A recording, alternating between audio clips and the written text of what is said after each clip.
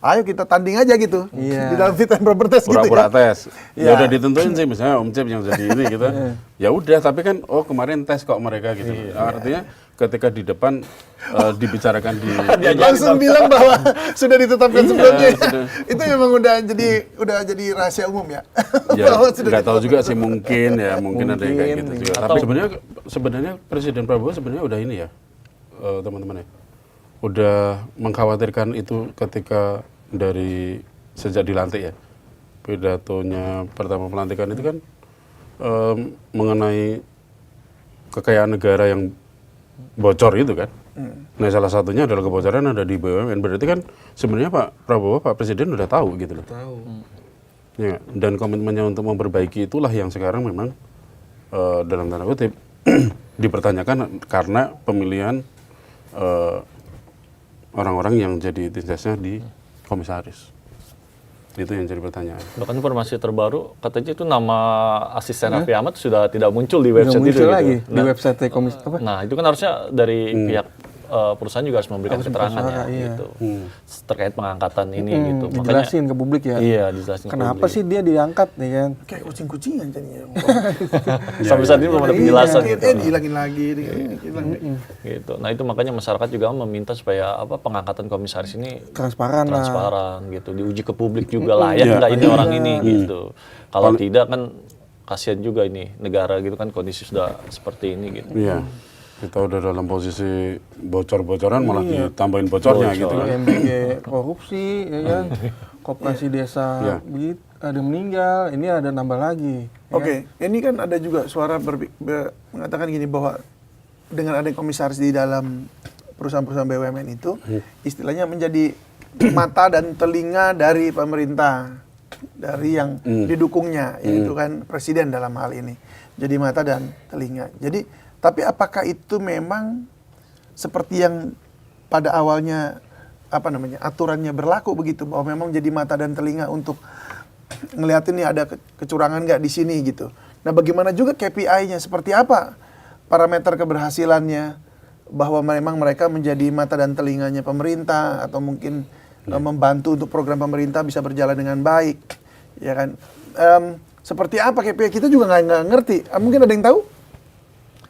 Iya sulit juga ya karena Ukur keberhasilan dari KPI dari seorang komisaris gitu.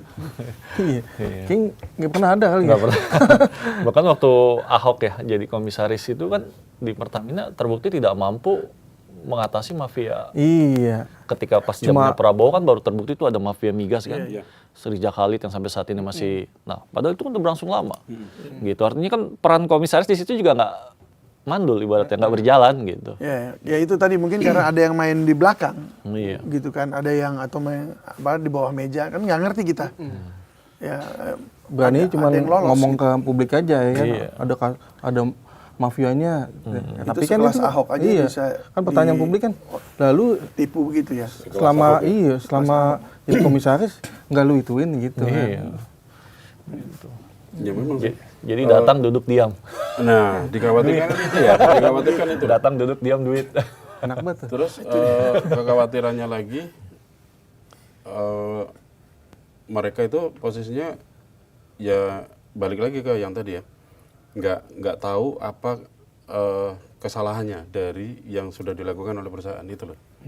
Jadi terus ketika yang dilaporin ke atas, kalau ini jadi fungsinya jadi mata-mata itu tadi ya, dilaporin ke atas, ya taunya baik-baik aja gitu loh. Karena posisinya di bawah dia nggak tahu gitu loh sebenarnya. Sebenarnya apa yang terjadi di belakang itu nggak tahu. Betul, nggak ngerti, nggak nangkep dia. Nah terus ketika dilaporin ya udah baik-baik aja. Nah kemarin kalau kita lihat kasusnya, lihat case-nya Pak Ahok yang sudah ngomong di mana-mana pun nggak bisa apa-apa ini kan. Apalagi ini yang dilaporin baik-baik aja gitu loh. Kebayang nggak? Berat. Jadi posisinya ya udah baik-baik aja. Karena kalau nggak bebek, itu BUMN kan ditutup. Nggak Iya, jadi komisaris. nggak jadi komisaris nanti. Jadi Gitu loh. Jadi konsep memang. meritokrasi nggak dijalankan. The right man on the right place itu nggak ada di Betul. sini. gitu. Terus soal transparansi dan transparansi untuk rekrutmen dan bagaimana kompetensinya itu juga orang harus tahu gitu kan posisinya.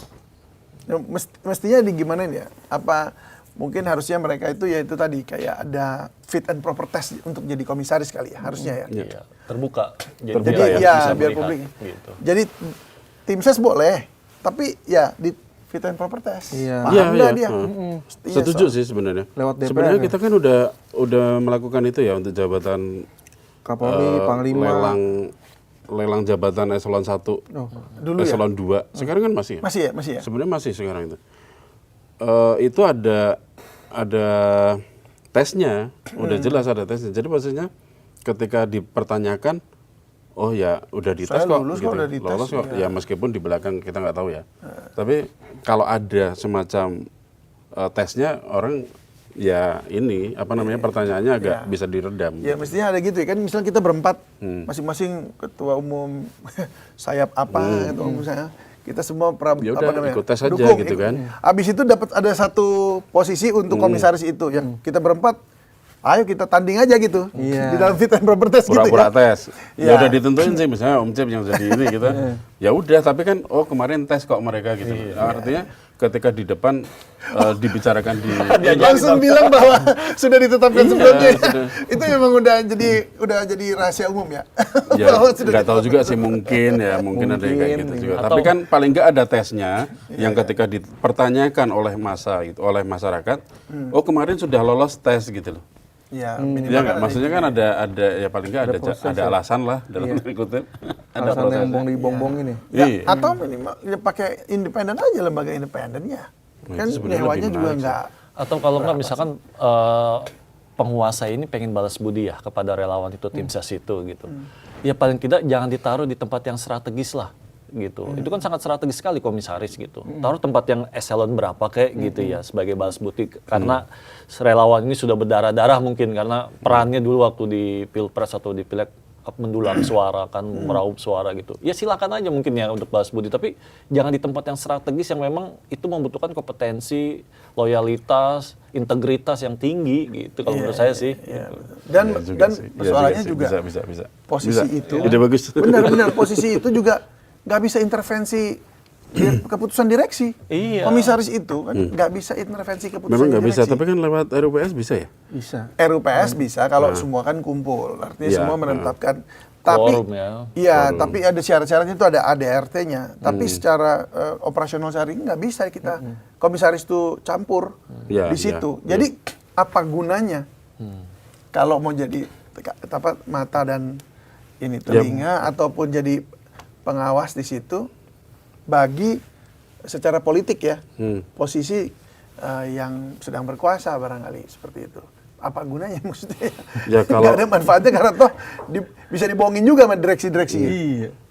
Ya mungkin harapannya ya ini kita berprasangka baiknya ya memang tetap ada pengawasan di situ nantinya ke depannya, ada evaluasi mungkin berjangkanya seperti apa gitu kan ya. Dari Mestinya begitu laporan-laporan kalau itu. terjadi terus- yang namanya good corporate governance. Nah. Kalau terjadi itu Ya, terus ada meritokrasi di situ ya kan. Mungkin ketika di RUPS diusulkan mungkin ya kita berharapnya kalau memang bekerja dengan baik ya dalam tanda kutip ini nanti ke depannya kayak gitu. Ya kita sih berharap bisa kerja ini ya, itu aja sih, menjawab omongan satir dari masyarakat ya ke depannya ditunjukkan dengan prestasi ya. Mungkin siapa tahu ya kan Krakatau Posko ini bisa mendulang keuntungan dan untuk negara gitu kan, siapa tahu ya kan ke Iya, depannya. jangan sampai BUMN kita ini dijadikan kas buat penguasa, buat partai politik penguasa untuk melanjutkan kekuasaannya nanti ke depan gitu. Itu yang dikhawatirkan juga kan masyarakat kan. Jadi ATM gitu ya. Jadi Iya. ATM.